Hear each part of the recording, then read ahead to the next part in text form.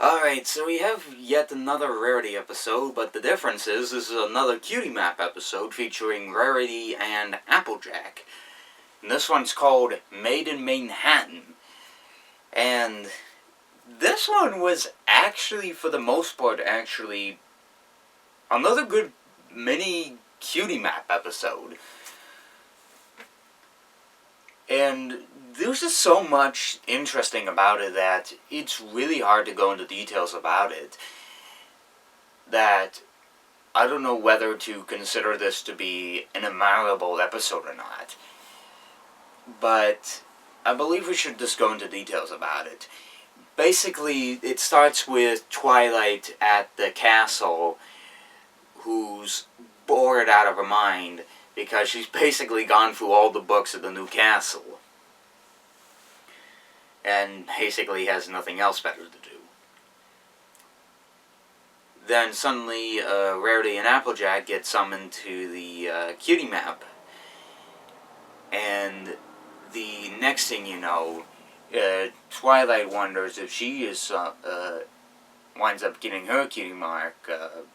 Wonders if her cutie mark's falling, but unfortunately, it doesn't. Which doesn't lead to Twilight leading to an adventure. Obviously, one of the jokes I was in one of the trailers for the half of this season. I don't know if they're going to... My phone vibrated. Apologies for that.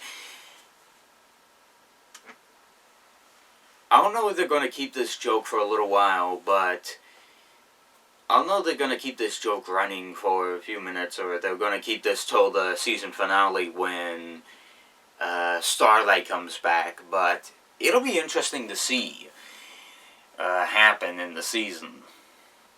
If suddenly the Cutie Map comes up, and next thing you know, Starlight, or suddenly Twilight gets summoned, and next thing you know, it's suddenly Starlight Glimmer appears, and Twilight has to face against her. That'd be kind of interesting. But basically, Rarity and Applejack wind up getting summoned to Manhattan for this situation for Coco Pimmel.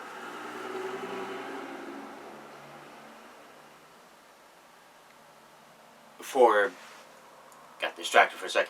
They get summoned to Manhattan for Coco Pimmel to revive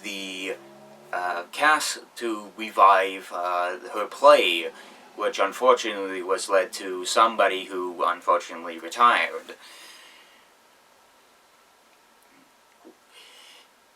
But of course they've managed to figure this out after a few couple of situations where they're trying to figure out, okay, what's going on here?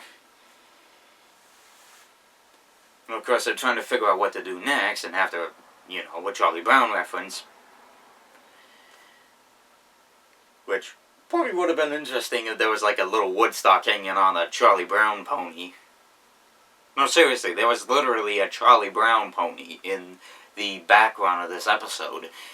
The only thing I was missing was a little Woodstock to hang on, to either fly next to him or hang on him, or something. So basically, little Flyer winds up flying right smack dab on Rarity, and they wind up figuring out what to do. But, of course, they've bitten off more than they could chew, as they try doing everything they can. They tried fixing the little theater, but unfortunately that thing collapses. Unfortunately, the little theater they have collapses. They tried weeding out the garden, but there's too much of it that they can do, and it looks like ultimately that they're doomed. But they ain't done yet.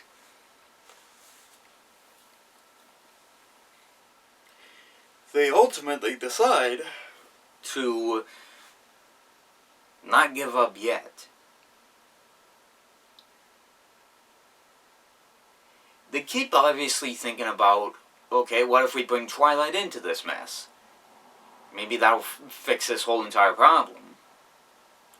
But of course they keep pushing forward with not bringing Twilight into this situation, because you know, she's not summoned in. She's not summoned.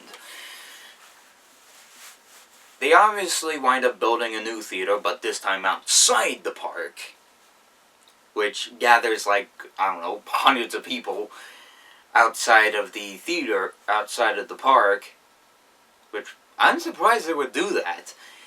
And the next thing you know, everyone starts appreciating the everyone starts appreciating the theater, and they decide to get themselves involved with, you know, helping the park and improving the entire place. It's suddenly from that point that Rarity and Applejack suddenly realize why Twilight did not get summoned there. Because if she was to get involved, she would have used her magic to just literally, of a snap of her magic, instantly fixed the entire place. Literally.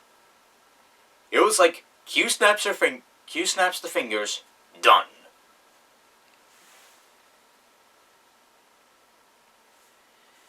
That really hurts.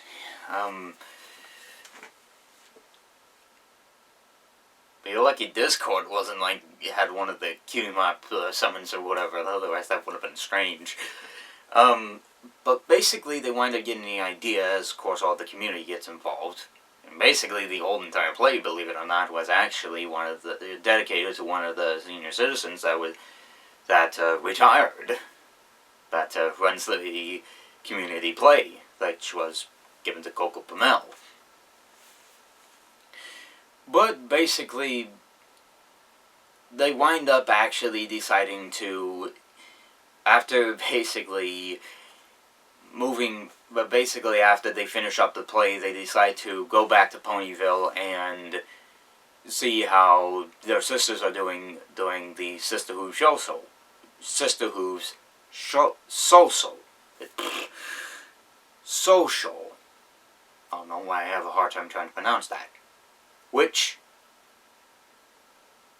I'm betting you, next week, this is going to be a Pulp Fiction episode. This has never happened before since Season 3. Or, this has happened since Season 3. Yeah. Season 3 has had this trope. A Pulp Fiction episode. I've seen this before, maybe before in Phineas and Ferb.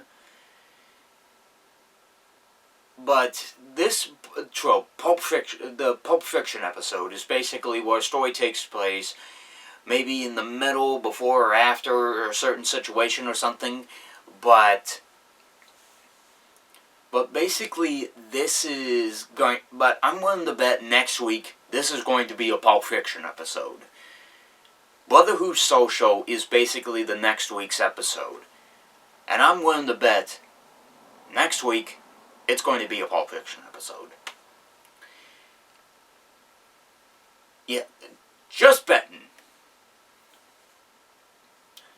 So, what do I think of, but at the moment, not thinking about the whole entire Pulp Fiction trope. What do I think about Maid in Manhattan? Well, it is, for the most part, it is a decent episode. I mean, I obviously love the whole entire, the scope of Manhattan, and I definitely love that, ideology, and obviously I love Coco Pamel. She is a really interesting character, and definitely her ideologies are really amazing.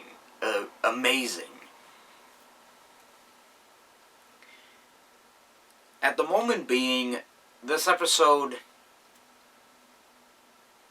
7 out of 10. Rating may change before the final episode, before the finale. Who knows? But of course, who knows what will happen next. Obviously, tonight's the night, because we have the U.S. premiere of the Friendship Games.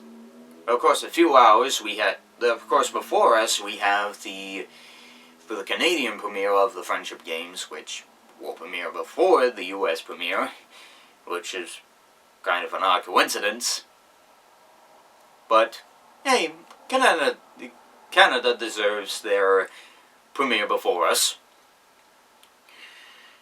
So, obviously, I'll see you tonight for the minor spoilers review.